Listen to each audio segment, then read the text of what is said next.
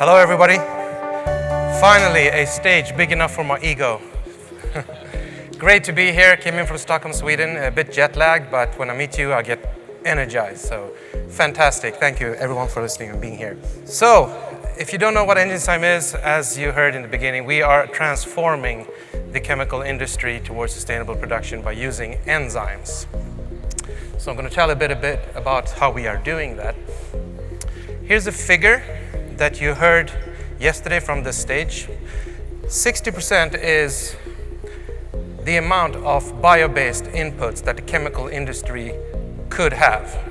That means that all the products you see around you that you touch every day, there's not a single point in your life when you're not touching something from this chemical industry. We're even eating stuff coming from it.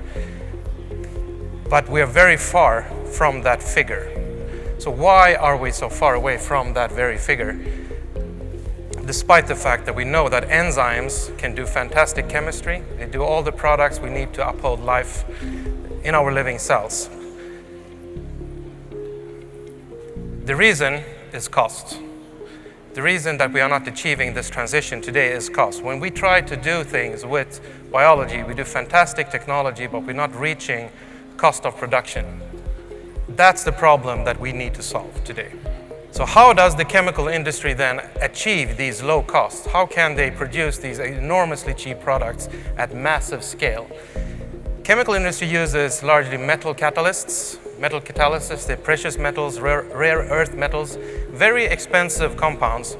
They put them into porous materials, and those catalysts sit in reactors for months or even years sometimes. So the cost in use becomes very low. So we do that same thing with enzymes. We put the enzymes in the porous material, stabilize it, and keep it there for months. And that's how we can then run these chemical processes at this required cost that the industry actually demands.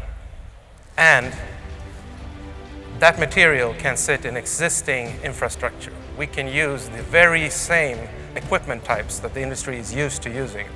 We're not asking anyone to change. So we have great respect for the decades of development that's gone into these developments and these processes. We want to tap into them by putting enzymes there. Enzymes work at lower temperatures, produce less waste.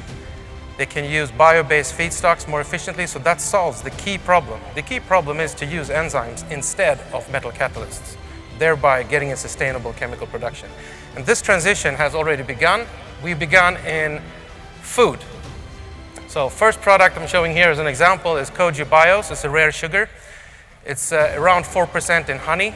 It tastes very much like sucrose, a bit less sweet, prebiotic, low calorie content. We're also using a waste stream from dairy production. When you make yogurt and cheese, you produce whey. So with one of the largest dairy producers or dairy equipment providers, Tetra Pak, we're using that whey, so we're creating value from what is now today waste. Also, we have a catalyst for food oil production. So today, much of the food oil that we eat is actually produced by chemical catalysis, leaving some byproducts. We are transforming that now into a natural process with an enzyme catalyst, and we're doing this with a Fortune 250 company. So when you think about EnginZyme, think about Sweden and think about catalysts. And please grab me if you have any questions. Thank you so much for listening.